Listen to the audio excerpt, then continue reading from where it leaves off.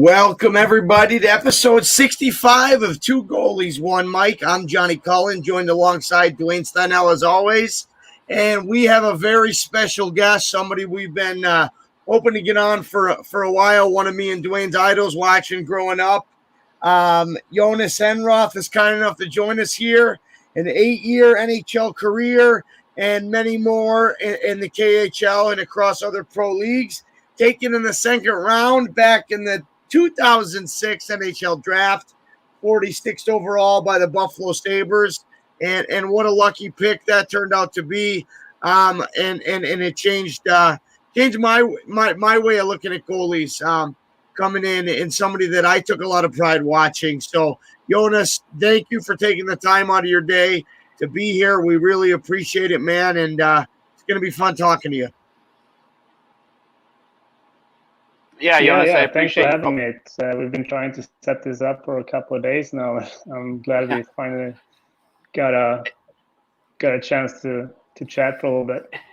It's pretty funny because when we were originally chatting, I assumed we were talking about your time zone over in Sweden, and I called Cully. I'm like, yeah, man, I got the interview locked down for Monday, but we gotta wake up at like 7 a.m. to prepare.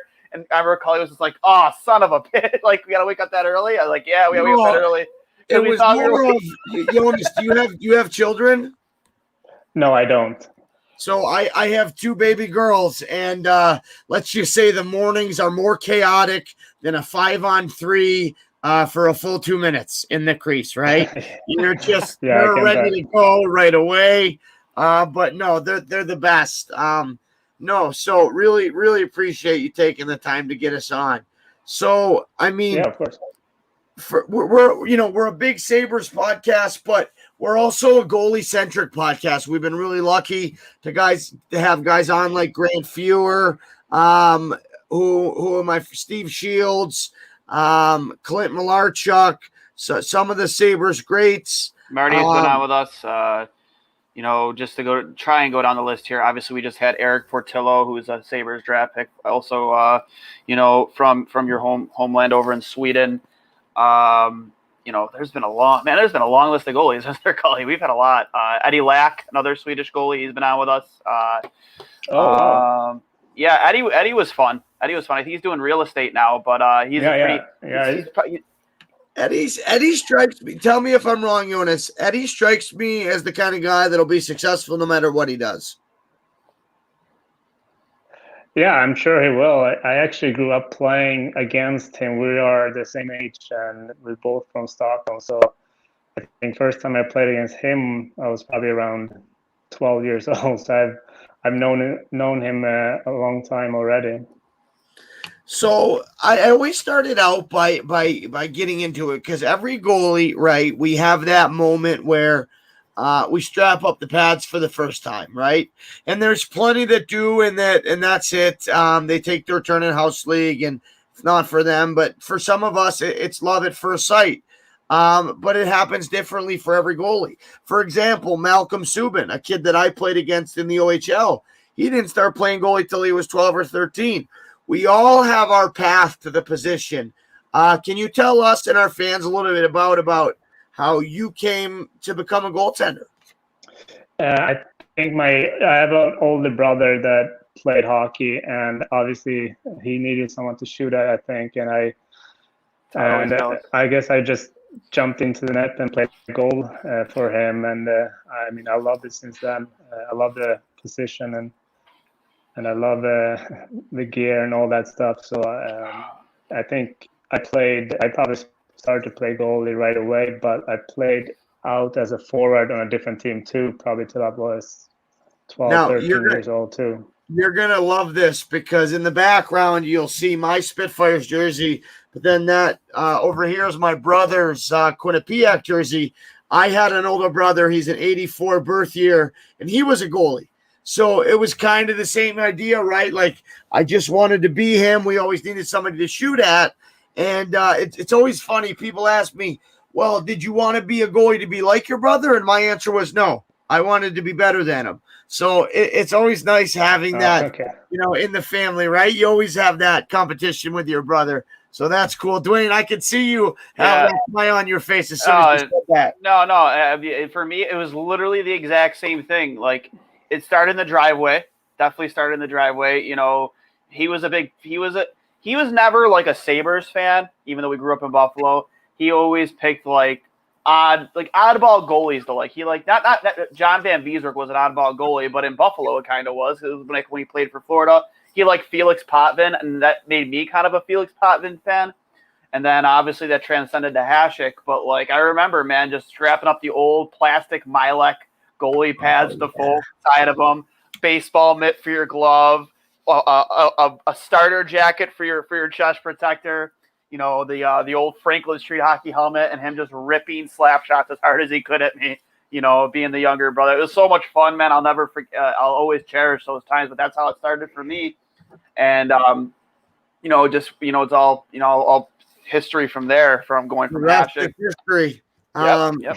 What I was gonna say is, and we'll get to a little bit later on. And one thing that's fascinated me, because now that I'm a full-time goalie coach, Jhonas, is becoming a student of the game, right? And you see it. I played in the OHL, and in my last year, they banned European goalies, right? And their thinking we're losing the U20 World Championships. It's because of our goalies, and it was moronic. And I ended up writing an article on it. But I wanted to ask you later about just what the Swedes and the Finns have done so well with goalie development. But first off, wanted to take a look at your path that found your way into Buffalo. Obviously, you had a ton of success over. Is it Soder? How do I say it? Sodertage? Yeah, it's not too bad. Sodertage. We know it's terrible. Yes. But what was your time like in I know it's a different setup, in the SEL and the Swedish Junior League. Just kind of take us through what that was like. Is that your hometown? It's not my hometown, but it's like 30 minutes from my hometown, so it was pretty close. But I still had to actually take a train with my older brother to the practice and to the games and all that stuff, actually. So I played there as a first year junior, I think, and then I got moved up to the big you team. Would have been 16. You would have been played pro. 16. Yeah, so I started to play pro pretty early. I think probably around 17, and played there for 2 more years. And obviously, I got drafted when I was 17, 18, I think, and. Came over to Portland and Buffalo pretty right away when I turned 20. I think these days the European goalies like to stay home a couple more years, but I wanted to come over and play a lot of games in the AHL and really try to get my way into the NHL that way. And that was one of those weird time periods for Buffalo, because we've always had our mainstay AHL franchise has always been in Rochester. And I think, correct me if I'm not, was that when we kind of split a team with, or Florida also had their players playing along with Portland at some time? Like, I think they did. No, I think Florida took over Rochester. Or was it that? Yeah, Florida took over Rochester, and Buffalo moved to Portland.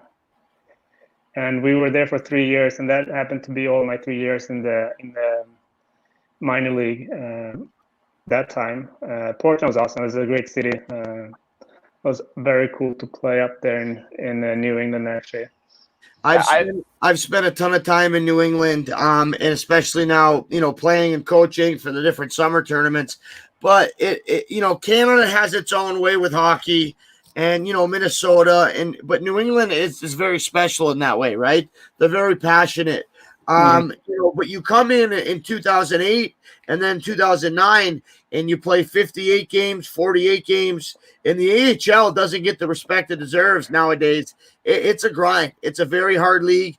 Everybody this is their livelihood, and they're trying to get to the next step. what impresses me most, Jhonas, is you had dazzling numbers. 275 goals against average with a 914 save percentage, and then you follow it up the next year with a 237 and a 919.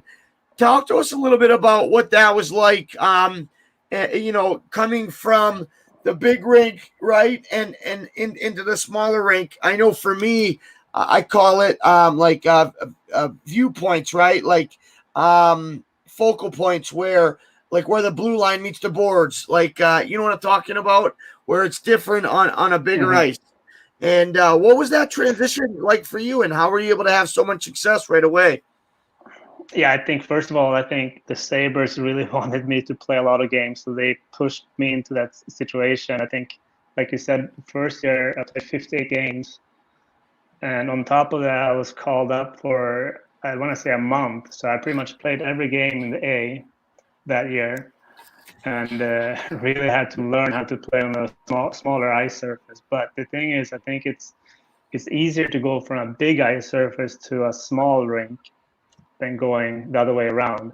So for me, it wasn't that big of a difference, I guess, coming over from Europe to American League. I felt like I could pick it up pretty quick. And what you just said, it's easier coming from a bigger ice to a smaller ice. I can be a testament to that. I played in U18 Ivan Holinka tournament in the Czech Republic. You know what I'm talking about? Yes, I played in that one too.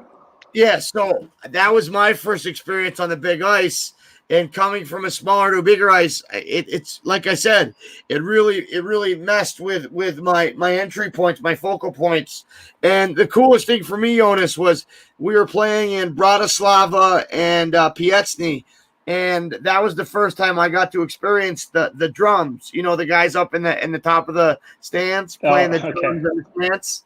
So it was a really cool experience, and obviously I struggled, and we got our fudge packed by Sweden and Russia and Canada, but not able to come away with a medal. But just an awesome experience, just getting to see Prague and some of those countries, and having that little bit of a taste of the bigger rink in European hockey. So that's awesome. But go ahead. I gotta go get a phone charger. Actually, I'm down to 10% on my phone. Go ahead. Go ahead. Yeah, go what you gotta do. Yeah, just give me 1 minute. You're good. Okay. You're good. Take your time. Yeah. But while we wait for Jhonas, you always bring up that Gretzky Holinka tournament. It's pretty cool to have a goalie on the show that's actually played in that along with you, so you guys can go back and forth about that experience. Wait, not only that, there's 2 U18 tournaments. There's one early in like March and April, and then Ivan Holinka's later in the summer in August. He played in both. How crazy is that? That's insane. That's wild. So when he comes back, I'd love to talk to him about that one start he made in 2009. You know what I mean? Mm-hmm. You good to go? He's got to get his earbuds in.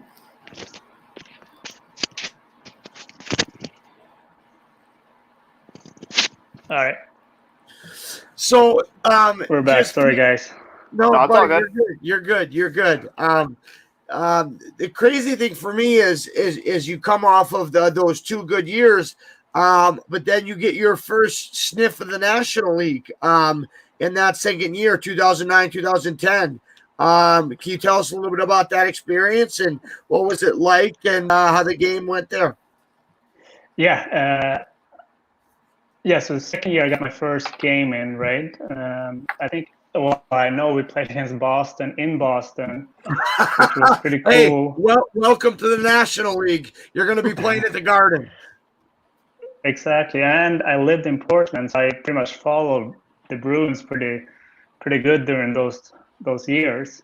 But I remember Mark Rickey scored on his first shot against me, like 3 minutes into the game. I think he tipped it right in front of me from a point shot from Chara, actually. So that was pretty cool to have him score on your first shot, I guess. But I think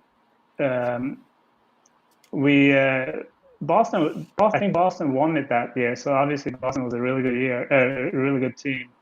Yeah, they were a wagon. We lost, unfortunately, 4-2. But I ended up making 37 saves, and I played pretty well in that game. I remember. I remember watching, Duane, and me and you talked about this. It was so refreshing to just see so many guys come in their first game, and it seems the moment seems too big. And against a powerhouse, a cup favorite like that, for Jhonas to not only give his team a chance to win, but to really shine. I remember that being so cool for me. And it was awesome. So props to you on that, man. That must have been special. The one thing I remember most about that, though, too, and what made me a big Enroth fan, and Cully, I know me and you have talked about this, is his size. We're part of a dying breed of goalies that were under 6 foot. That and Yoni, you gave us hope. You gave guys like Cully hope that we can make it in the national, and not me per se, but him for sure. Duane, I got to share the story now. He's got to tell you the sock story. So, I guess. Remember, how during our draft year, the NHL Central Scouting guys come to measure and weigh us? Yeah. So it was my rookie year for the Ice Dogs, and they show up in Erie, and I didn't know what's going on. They're like, "Hey, the NHL guys here are to measure us for our profiles," and I may be 5'10" and 3/8. So what I did is right away I grabbed all my socks, all my Gitch socks, and I put on like 9 pairs, which would get me to 6 foot, right? So I'm up next, Jhonas, and I'm waiting. And they say, "All right, Cullen, you're up next." And then I'm about to step up. I get weighed, and then right before I got measured, they say, "All right, barefoot," and I'm there with 8 pairs of socks. They didn't want to reel them off in front of these guys, so immediately I'm like, I got to go to the bathroom. So I get it out of there, and I took the socks off, got measured at 5'10". But it is what it is. But no, Duane, you make an excellent point. I think after you, Jhonas, there was a stretch. I know in my 3 draft years, 2009, 10, 11, there really wasn't anybody taken under 6 foot. Mikey DiPietro broke that mold a few years ago, the kid in Vancouver. But I mean, it meant a lot to us, right? Because we went, especially you lived through that. Let's call it the post-lockout period, where you had the the Jaguars, right, and these guys with huge gear and just being more of a blocking style, and you proved that with your speed and your ability to read plays and stay out in the white ice and still be able to prevent that backside. It was awesome, and it was an inspiration to a young goalie like me. And I can't. There's countless others, I'm sure. So just another couple of clicks for Jhonas, Duane, because he paved the way for us shorter goalies. All right, that's awesome. No, go ahead, Yoni. I was just gonna say I've that idea crossed my mind a lot of times too during training camps when I was step up to the measuring tape, but I never actually went through with it. But you gotta do what you gotta do, right? Cully's got a lot of stories. I think that one's definitely my favorite. I give him shit a lot about some of the stories. And, he can't put the yearbook away, but I'll always encourage him to tell that one when we chance. I think it's hilarious. Hey, Yoni, I haven't been able to cut the cord. You know what I mean? I'm still hanging on. I'm still wearing my team Gitch. Hey, the one good thing about being a suitcase and getting traded 4 times, I have 4 sets of team Gitch, so I could just cycle through, Windsor one day, Niagara the next, Sarnia the other. Duane, did we just have a comment pop up? Yeah, just saying David Smith here has got a signed puck from Yoni. It's funny. I have one too. Actually, it's kind of fun. I was gonna bring it up. It's because you brought up Portland. It's a Portland Pirates Jhonas Enroth autograph puck. Oh, I love it. Awesome. Yep. That's cool. Duane, how's his autograph? Barely legible. Hold it up. See if we can see it. Barely legible. All right, I got It's a so quick tangent though. It for you. takes me like a second to do it. So Oh yeah. So Jonas, I started my own charity. You know when they send you to, maybe you didn't have this, but you know how when they send you to schools to read to the kids and you sign for the classroom, right? So I started doing this in Windsor. It was called Cully's Kids because it was right next to Detroit. It was very downtrodden, right, on tough times. So we donated some 250,000 books. So here I am, and I would go read to 3 classrooms, sign 90 cards, and that would be it. And then we got a phone call after one of my readings. These kids during lunch started fighting over, because only 3 classrooms got the cards.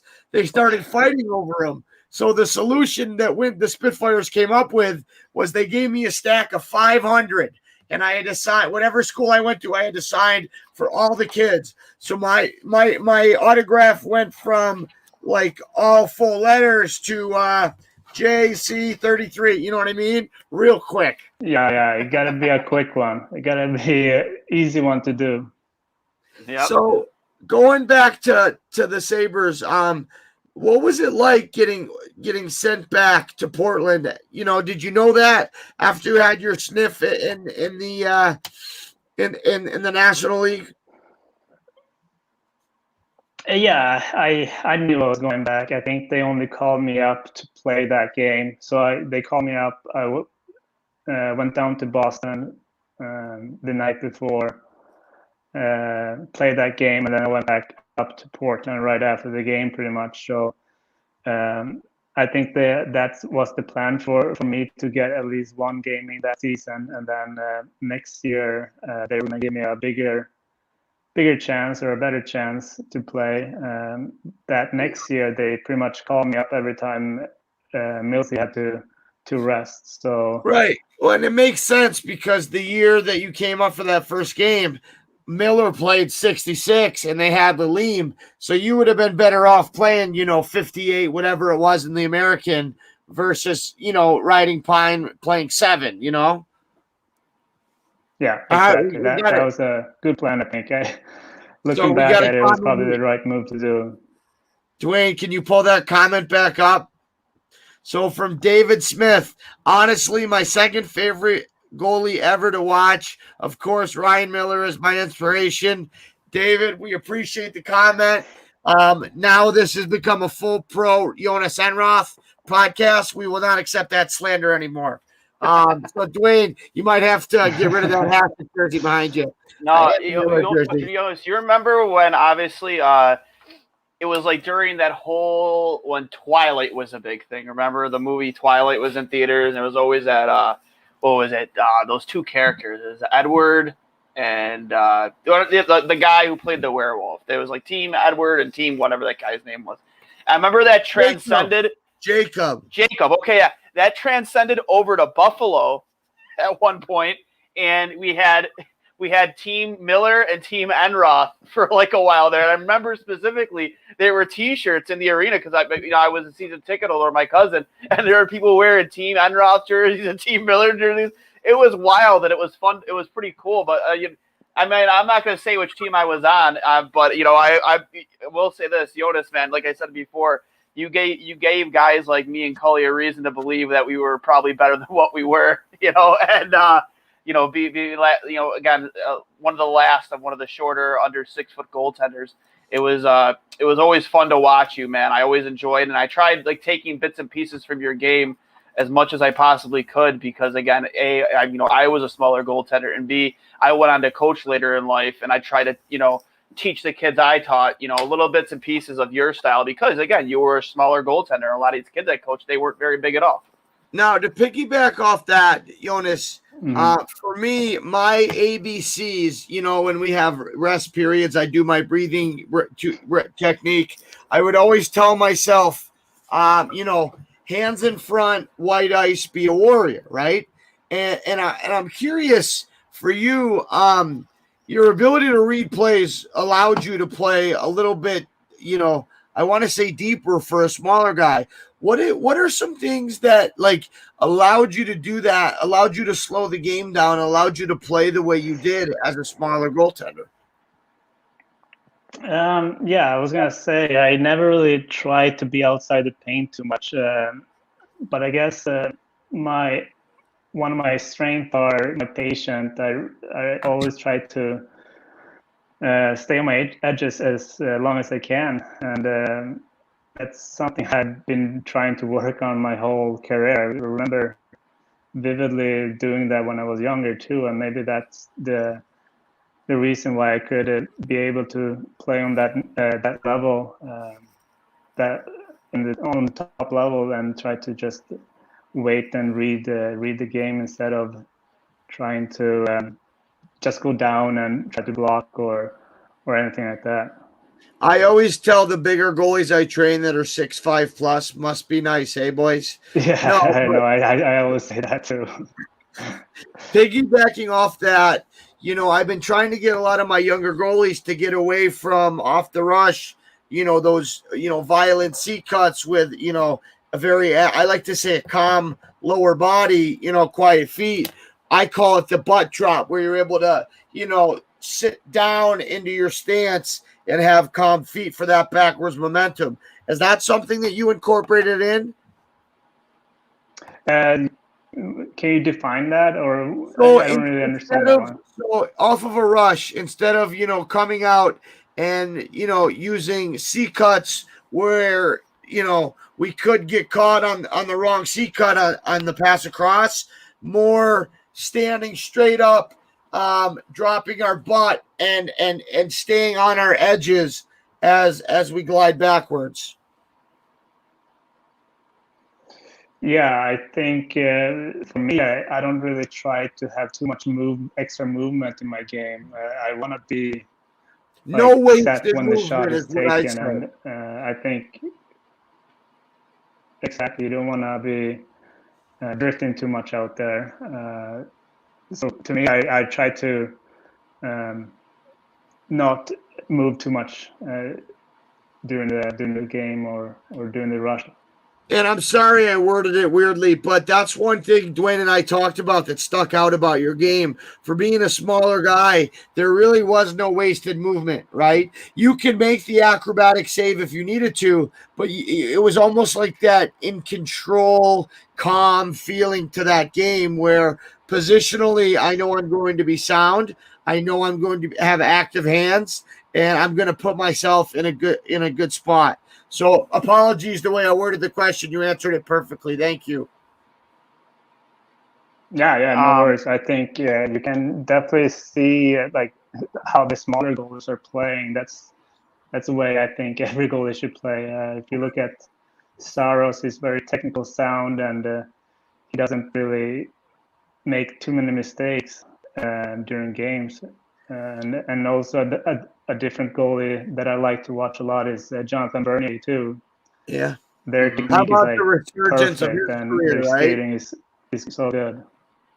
How about the resurgence of Bernier's career, right? Sorry. Like I said, how about the resurgence, and Bernier being able to still stay in the league and do Yeah, well, right? Like the best goalies, the best coaches, the best players find a way to adapt, right?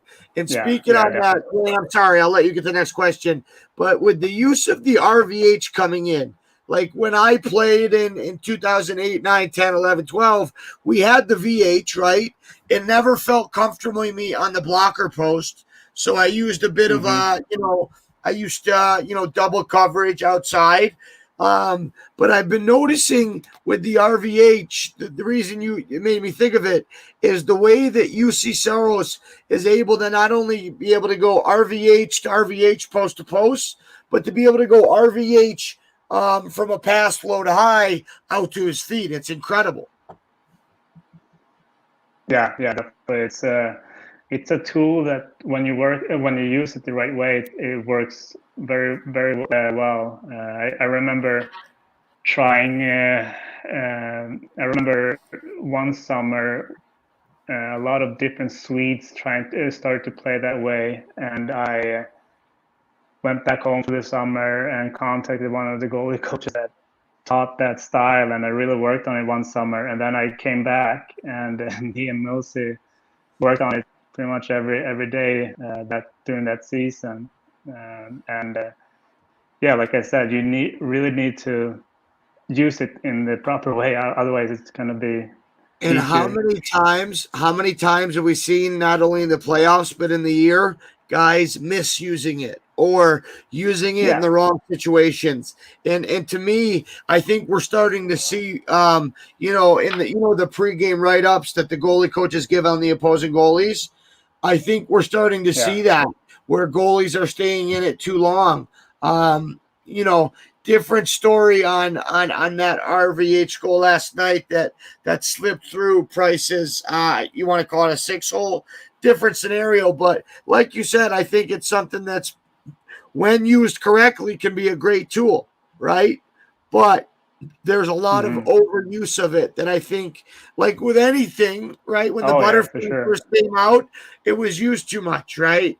When the VH first came out, it was used Hmm. too much, right? So it'll be interesting to see how the position evolves with regards to the proper use of the RVH. Hmm. Yeah, for sure. Sorry, Duane, go ahead, buddy.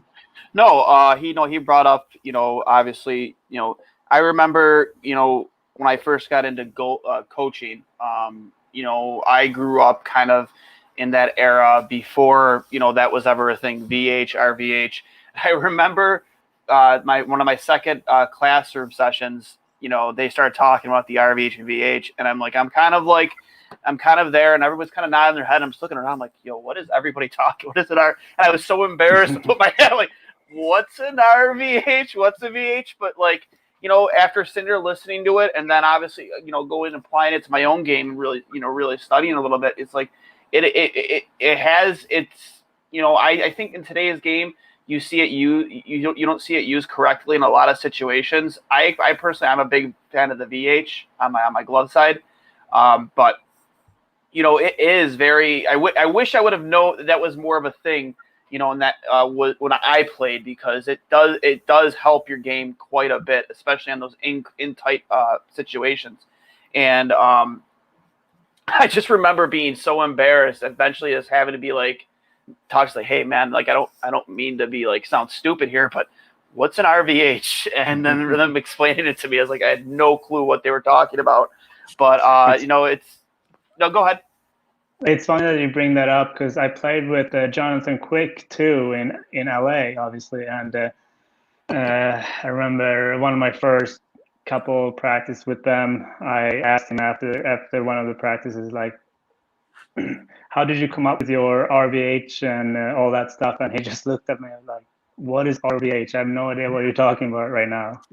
So even Quick didn't even know RVH, and people are saying that he's the guy that invented it, but he he had no idea what I was talking about. He just played it the way he felt like he should be playing that situation.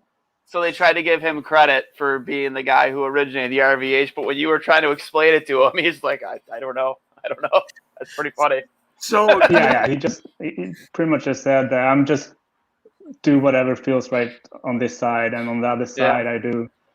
He does more VH on his glove side too, actually, Yeah, I'm a big VH. and I feel on his it's blocker side is it's more comfortable for me, the VH. It just is. I don't know. Like the RVH had, when it's in real tight, it does help quite a bit. I just see there's laziness on some of these goals. You see where they don't get their heads tight to the post, and you let those goal. They're goal scorers' goals. It's a fancy goal that you pick your spot and you just have that much room to shoot, and they'll score and stuff. But 10 times out of 10, if the goalie is getting his height close to the pipe, that goal doesn't go in 10 times out of 10. And it's always I just don't like it when it's used in situations where it's far out past the face-off dot. There's no reason for you to be down in your RVH there. Get up on your feet, play the puck Right. that way. It's just you see that happen a lot, and it shouldn't. But I don't like to say I'm more of like a hybrid style. I'm old now. I'm old. I'm the oldest person in this podcast. I'm an 87, but I still have too much of that old stand up style in me still. But it's I prefer to stay on my feet as much as I possibly can. Duane, they don't ask how, Yeah, they ask how same here. many. I think They ask how many we save. Yeah, exactly. Except, The same thing with Hasek back there. No, I think it's. go ahead. I was just gonna say, I think it's important to try to stay on your feet as long as you can, especially if you're not too big of a guy. So I try to stay on my feet a lot too, and every time I make a save standing up during a game, I always get so pumped up. Right? Like, I just Yeah. I don't know, man. I find it easier for me to track the puck better that way too. I don't know. It's just Not me. only that, we're like the thing I'm working on is these kids are when anytime the puck crosses the Royal Road, from one side to the other, they're almost instinctually taught now to slide. But for me, if it's above the dots, let's start on our feet. We can always drop into it, right? And what I try to explain to Yeah. him is it's not going to be a tape to tape pass or a one time every time, where if we're on our knees and we slide, adjusting gets really tough. But if we're on our feet getting across and it goes skate to stick, now we're able to make that small adjustment, right? Whereas when we're on our knees, it's more of a best guess, Mm-hmm. Right. We got a question here too. Another one from David. Where are you living now, Jhonas? You are currently in Buffalo right now. I remember you mentioned earlier that your wife is from Buffalo, but are you still? Do you mainly live still in Sweden? Yeah, exactly. I still play over in Sweden, so I live there during the season, obviously, and then usually I come back to Buffalo in the summers. Okay. You brought up. No, go ahead. Go ahead, Cully. No, I was just going to talk about, you get that first game and then you go back to Portland to start the next year, come back and get 14 games played. And then that 2011-12 season, right? You're able to get in there and, I don't want to say split, but, Miller played, 61, you played 26. And on that team, you played with some of my good buddies, Zach Cassian. I know Mike Weber through running the Spitfire skates. Cody Hodgson, I played against in junior. Marcus Foligno is a good friend of mine. It's just really cool for me. What was that group like? Yeah, I think that year we had a very good team. I want to say Yeah, that that was 39, probably 32, yeah. Yeah, that was the first year the Pagulas took over, I think, and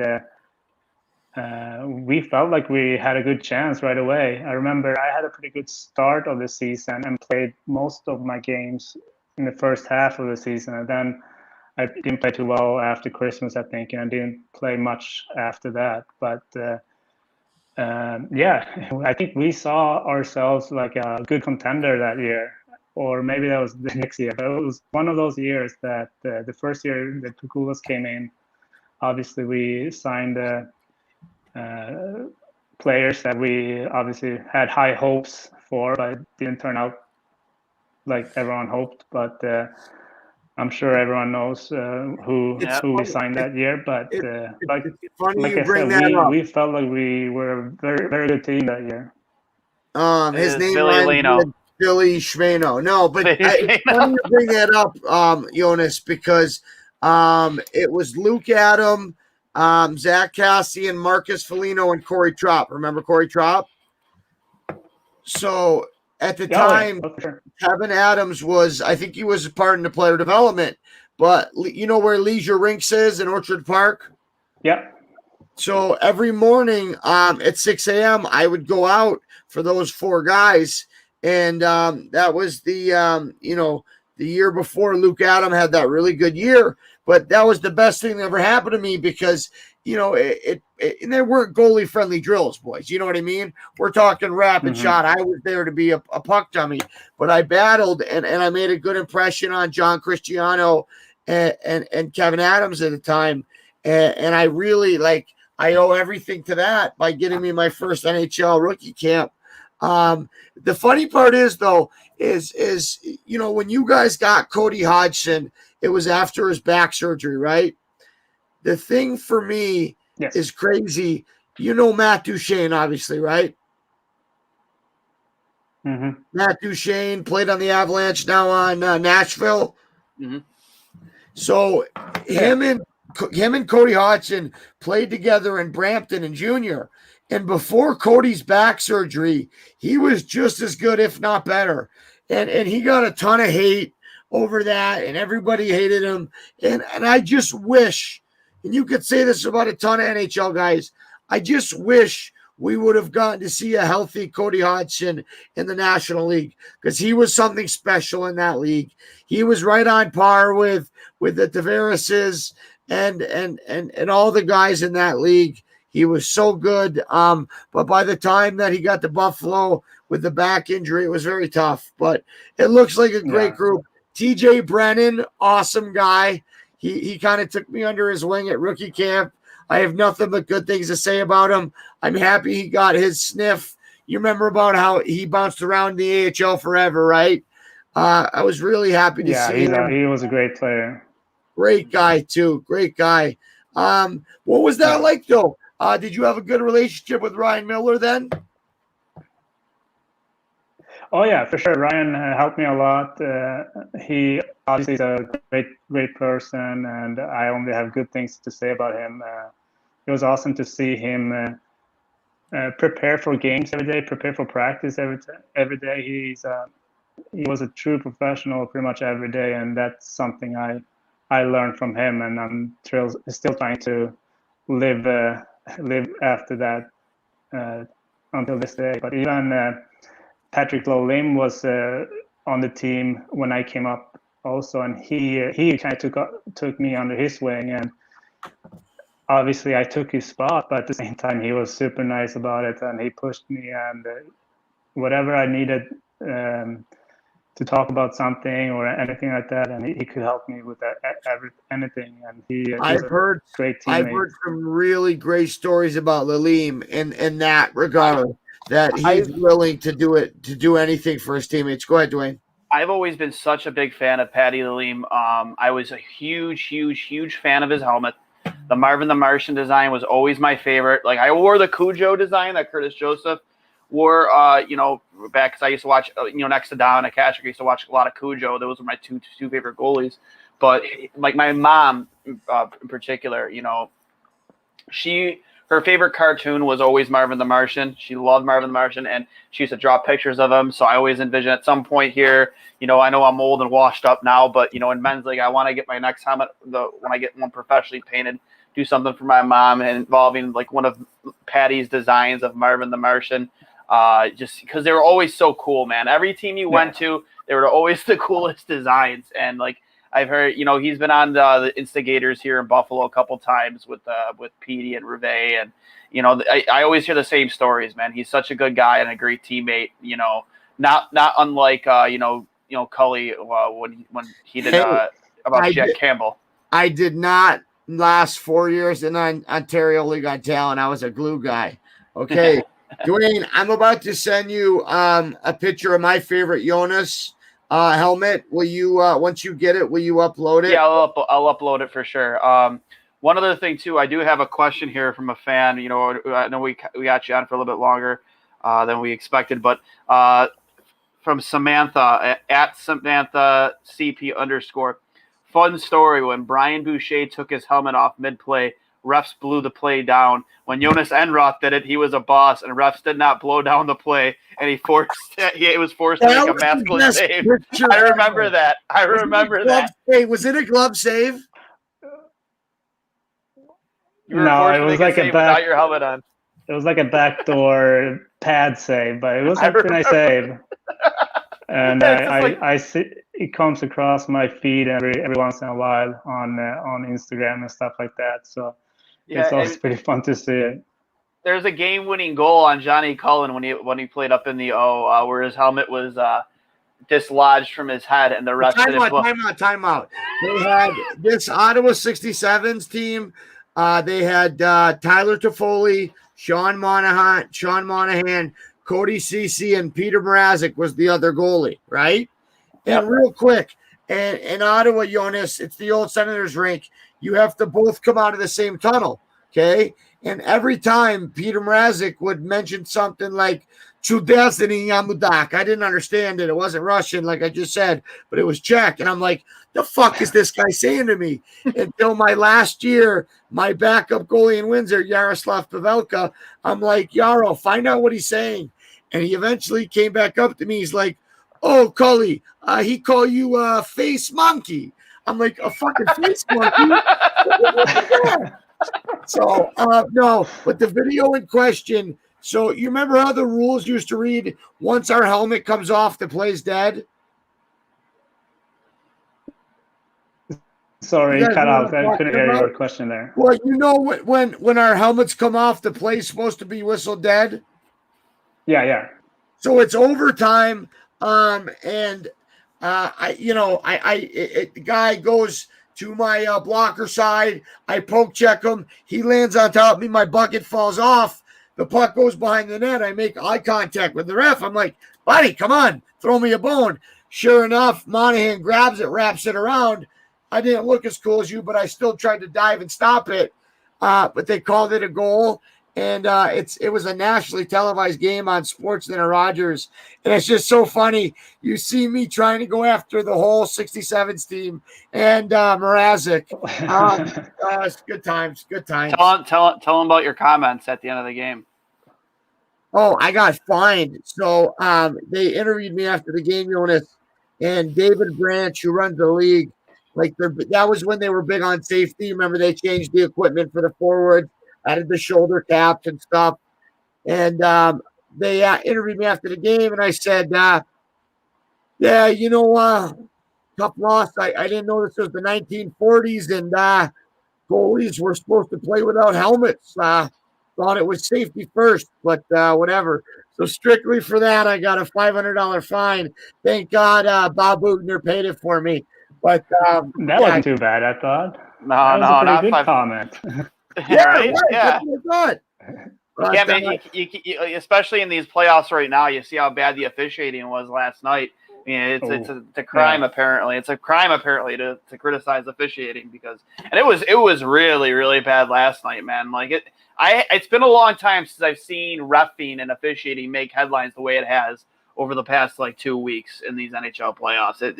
There's a line between letting them play and then kind of dictating the game the way they have. And I forget who it was that hit from behind last night.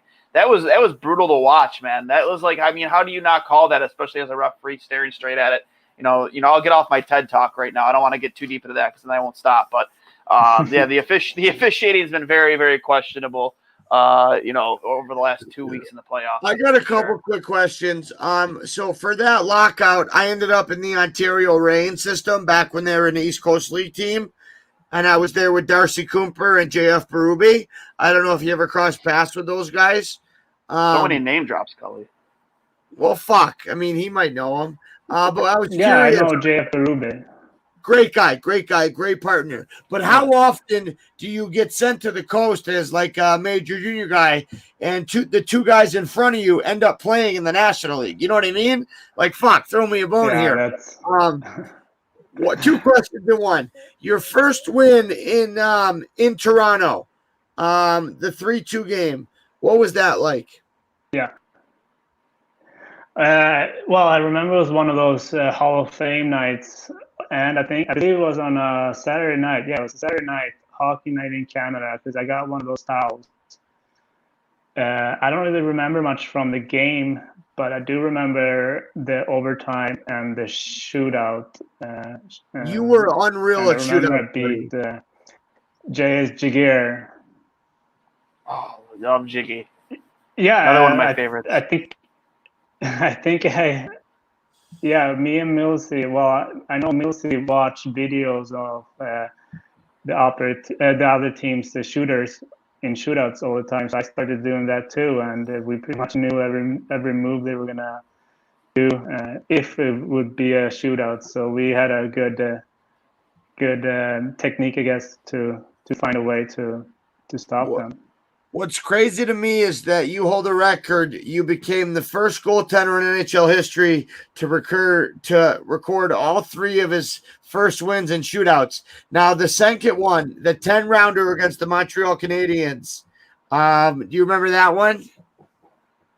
Yeah, I do. Yeah. So you said you go through and you watch some of the shootout guys. For sure, you're not watching the 10th through the 15th guy, right? You're not watching the fourth liners in pre-scout. No. We watched like the 5 top guys. Right. But you found a way to win that one. I think that's a cool record to have, man. And it just shows your tenacity. The one thing I loved about your shootout technique, because you weren't overly aggressive coming out, but was your ability to be patient, but to also match their speed at and starting your backwards momentum at the right time, right? And always thought that was great. And you had active hands leading to whatever side. Love to see that. Something I teach my goalies. Was just really cool memories for me, and obviously for yourself. So I thought that was great to bring up. Yeah, for sure. It was.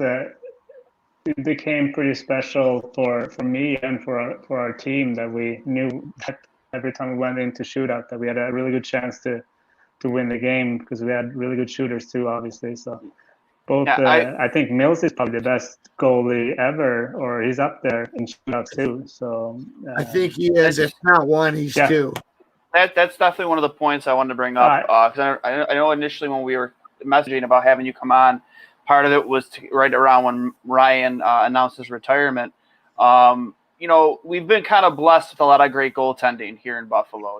We had, obviously you mentioned earlier, we had Grant Fear on the show. It went from Grant to Hasek to Baran and then Miller. And then obviously we had you here, for a little bit. And, like I said, you were always one of my favorite goalies just to watch, just because of your size alone.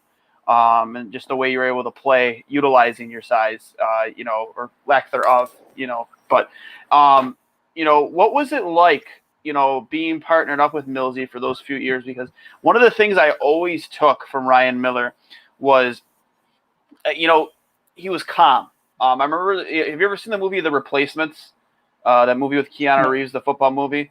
Well, Gene Hackman's the coach. Gene Hackman's the coach in it, and he made a comment. It always used to remind me of Ryan. He used to, look at Keanu Reeves played the quarterback. He said, you're like a duck on a pond.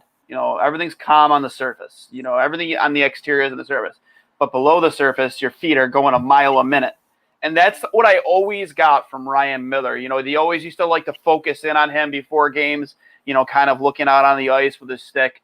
He'd always be one of the guys that go for a post-game interview because he was very, very philosophical with his answers. He's very detail-oriented. If you wanted a straight answer, an honest answer, and a guy who's going to give you all the details, the breakdowns, Millsy was a guy who could give that to you. And it was always fun to listen to him talk about whether it was a win or a loss. Like you mentioned, that was one of his big things with shootouts is he was a very, studied the players that would be shooting on him. What were their moves? What were their tendencies? What were their tells? It was always just interesting to see because, you didn't see a lot of that in a lot of goalies. He was just very, very, I like when he said when he came out of retirement that he wanted to go into some type of player development thing. I always said, absolutely, because that's right up his alley because he's always such a student of the game. So what was it like, like you said, he helped you a lot. What was it like being partnered up with him for a while? What was the compete like with him? Was it, what was the relationship? Do you guys still talk today? Did you guys, since he's announced his retirement, have you guys spoken at all? No, I haven't, but you're spot on. He's always his post-game interviews are always pretty interesting to listen to, especially for a goalie. I feel like he says a lot of smart things, and he's obviously very thoughtful. And I still watch a lot of his games this past couple of years, and every time he had an interview, I tried to watch it too. And from playing with him, like I said, he taught me how to be prepared every day. I think when I came up, I thought I was just like show up at the rink and play every day, but he really showed how a professional is supposed to carry himself on on a daily basis. Yeah. Now, go ahead. Cully. No, it's just, like you hit the nail on the head there. It was just, the definition of professionalism. There was a standard he he did hold himself to on and off the ice, and there was probably a standard that he maybe held his goalie partners to. This is what I expect, and this is what we're going to do, and this is how we're going to win. And he just seemed like the ultimate teammate too. And people like to try and say that he's not qualified for the Hall of Fame. Obviously, not having a Stanley Cup hurts that. But in my opinion, you look down, he's possibly the greatest NCAA goalie that ever lived. It's hard to argue against that. Maybe the best American outside of Richter. You're right there. I think he's Hall of Fame worthy. I think his numbers speak for themselves. And I hope that one day, I forget who votes on it, but they give him an opportunity to make his case. And, I know this city absolutely would have his back in that, because we saw a lot of great years under Ryan Miller, especially the Olympic year. I think he was the best goalie in the world, bar none. Like, there was nobody better at that point than him. Yeah. And like, it's, sure. So I had a quick one. Just a couple of your accomplishments. I think it was in your first year. You were named one of the 3 stars of the week in April in 2011, right? Breaking into the league, especially being behind a guy like Ryan, right? And those aren't easy to win. And then it was cool for me that you were named to the All Rookie team in the 2011-12 season, right?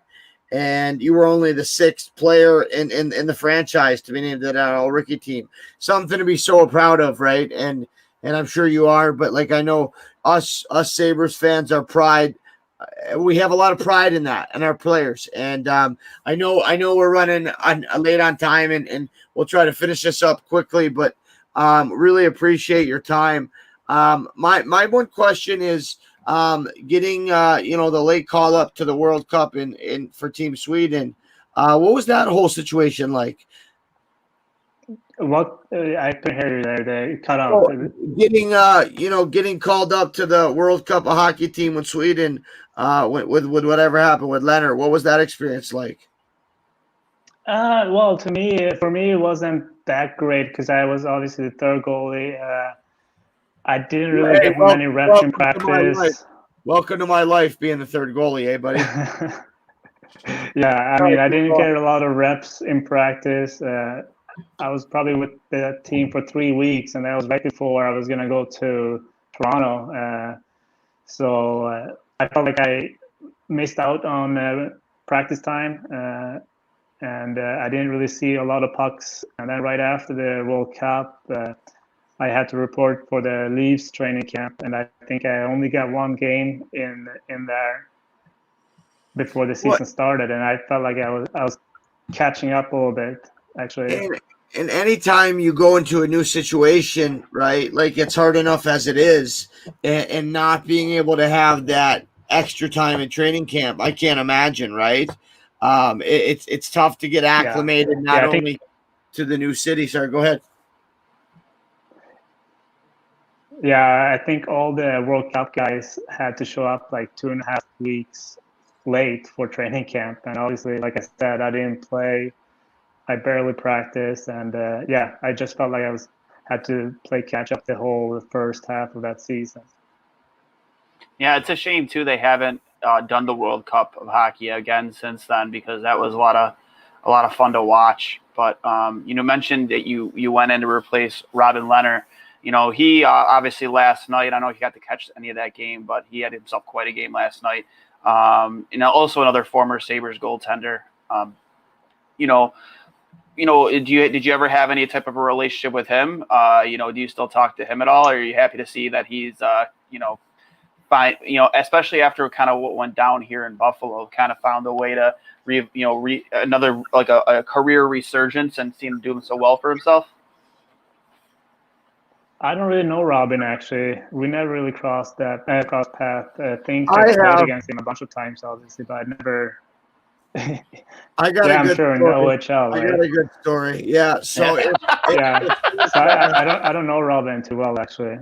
So it's his first. He got drafted by the Senators. They assigned him to Sault Ste. Marie, and that year in Kingston, I was a backup. So you know how usually like the tough guys, the fighters, and warm up circle the red line. Well, I took it upon myself as the backup to do that. So here it is, and you know, now this isn't a shot, but a lot of European goalies tend to be built more like Miller or like Pecorine, like long, right?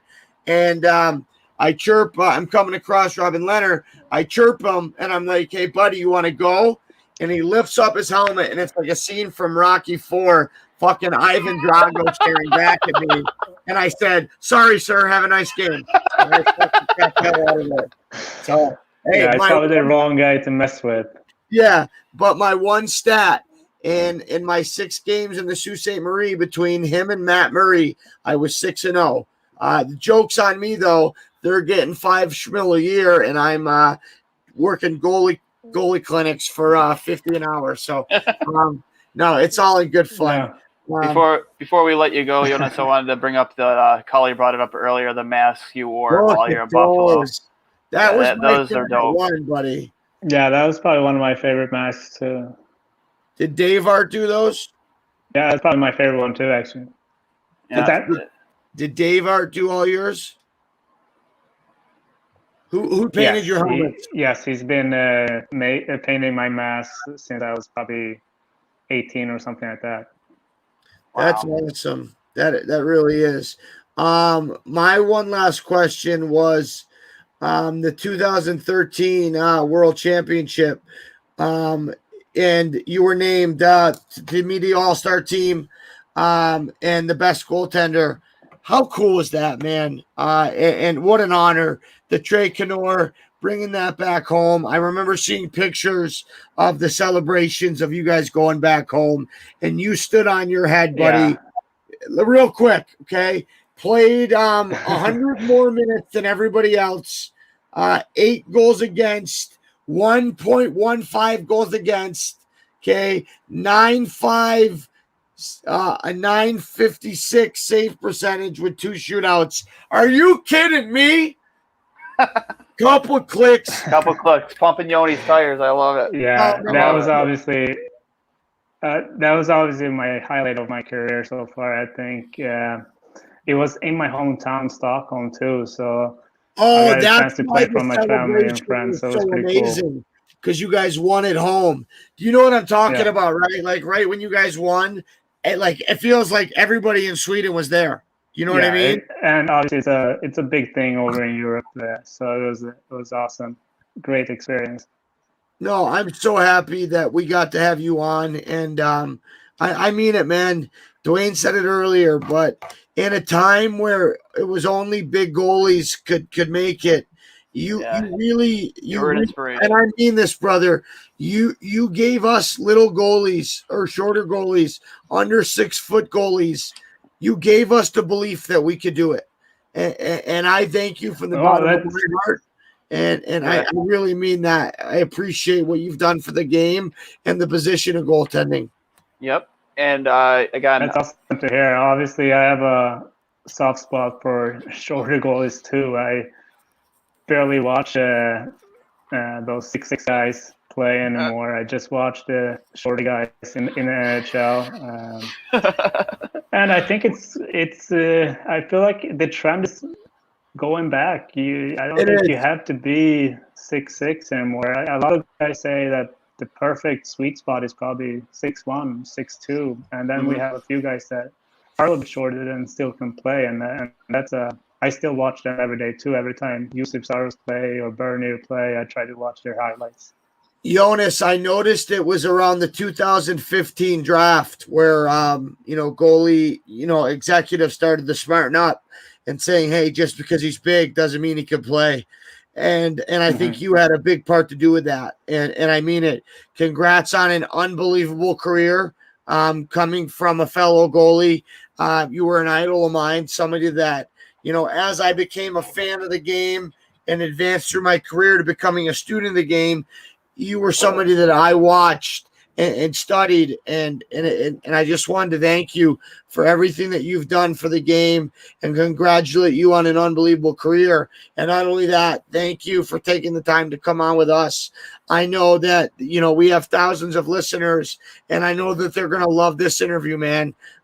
Very well spoken, humble, a candid man, and not only very intelligent. Will you stop? I mean, what am I supposed to say now? Like, holy crap. You're like, seriously, like you're just pumping his tires so much. What am I supposed to say at this point? Hey, Jhonas, thanks. I'll see you later. Like, come on, man. Like, he's going on. It's like you might as well hire him to be like give speeches at weddings or something at this point. Like, Jesus Christ, we're talking about that. Yeah, it's fine, but what the hell am I supposed to say now? Well, it's not only that, but look at the fucking guy's hair. It could be Henry Lundqvist in a fucking Pantene commercial. Hey, look good, feel good, stop the puck good. Yeah, right? Jesus. No, Yoni. You got any last question? No, just, thanks again for coming on with us, Yoni. It's been an absolute pleasure. I hope maybe someday down the line we can have you on again. I know we did one of the big things we did that was, the fans liked a lot was we did a watch party of particular games and the Sabres past. And, we'll bring in former players. The last one we did is with Steve Shield, the 96-97 game, obviously well before anybody's time, but we had, Razor in there with us and a few other alumni, and we watched the game all together and we commented on the fans really dug into that. But our plans are to do one from those teams that maybe you played on, and maybe if you'd want to join us for that, that'd be a lot of fun. So, so maybe sometime in the summer. Sure. I had a lot of fun talking to you. Hey, I had a lot of fun talking to you guys. Obviously, for sure. Obviously, goals have a special bond between each other, and I could feel a bond between us already. So I love it. I love it. One last tidbit. In his 2013 historic World Hockey Championship performance, he was a part of a group that became first host country to win a tournament since the Soviet Union did it in '86. So another couple clicks for the old boy. Okay, we really appreciate it, man. Like I said, and I'm sorry, Duane, but I mean it. He meant a lot to me. He was playing in the league while I was trying to get to the league. But Jhonas, congrats on everything. Yep. Good health to you and your family. Actually, one thing I would like to ask him. You'll take a second to ask or answer is, obviously you see the state of the Sabres and where they're heading now. Just from your own experience playing the National, what's your perception and your outliers look on the team now, where they sit and where they're going? What do you think that they need to do to get to kind of right the ship? What an easy question. I know, but like, hey, no, don't worry. Jhonas has the blueprint that we've been waiting for this whole time. He played in the National, Yeah, I mean, it's very tough. I don't know. Should you trade Eichel? Should you keep him? I don't know. Who knows? And Kevin is a first-year GM. He's in a tough spot. But I'm really cheering for Kevin Adams. I had him as a coach. I think great guy. Great guy. Great guy. And I really hope he can figure something out there, because it's been. I think I was the last goalie that played in the playoffs with the Sabres. I came on and I relieved for Mosey against Philly there. Yeah. That was the next point I was make is like you were part of the very last playoff team, so a lot of these kids, and not even kids, I guess that Michael's almost a veteran now. They don't know what it's like to play in the NHL playoffs and how loud that building can be, and how I've said it so many times.